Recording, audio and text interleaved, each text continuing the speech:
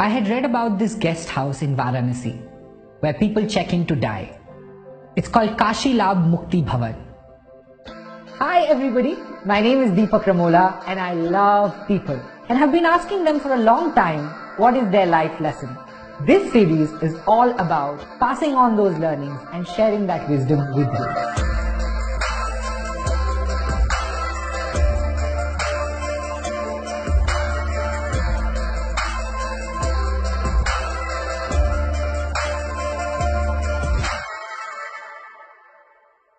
I had read about this guest house in Varanasi where people check in to die.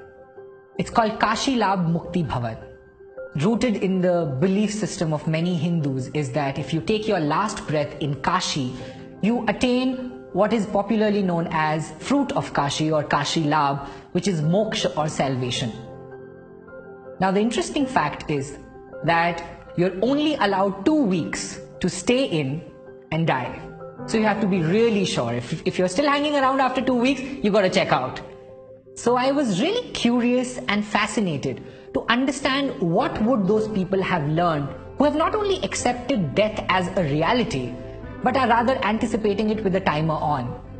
So I went to Varanasi, spent a week in the guest house and interviewed people who had checked in. Phenomenal, their life lessons were really thought-provoking. So in the same environment, I met Mr. Bhairav Nath Shukla, who has been the manager of Mukti Bhavan for last 44 years. He has seen more than 12,000 deaths. So I asked him, what have you learned after seeing both life and death at such close quarters? He shared with me 12 life lessons, of which I wrote a blog post and it's read and shared by millions of people across the world and became highly popular. But there's one life lesson in that series which is Mr. Shukla's favorite and resonated deep with me, and the life lesson is resolve all conflicts before you go. He told me a backstory to it. There was a Sanskrit scholar of the times by the name of Ram Sagar Mishra. Mishra was one of the eldest of the 6 brothers and was closest to the youngest. One argument years ago led to this bitter communication between the brothers and led to a wall eventually partitioning the house.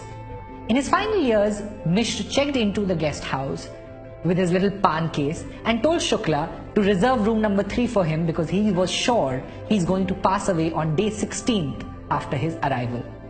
On day 14th, he said, I want my estranged brother of 40 years to come and see me. This bitterness heavies my heart. I want to resolve every conflict before I go. A letter was sent out. On 16th day, the brother arrived and Mishra held his hand and asked him to bring down the wall dividing the house. He asked for his brother's forgiveness. Both brothers wept, and mid-sentence, Mishra stopped speaking. His face became calm and he was gone in a moment. And I know that anecdote sounds straight out of a folk fiction novel, but Mr. Shukla told me that he has seen the same story replay over and over again with many different people who have come there. He said to me, Deepak, I see so many people carrying such unnecessary baggage throughout their life, only wanting to drop it at the very end of their journey.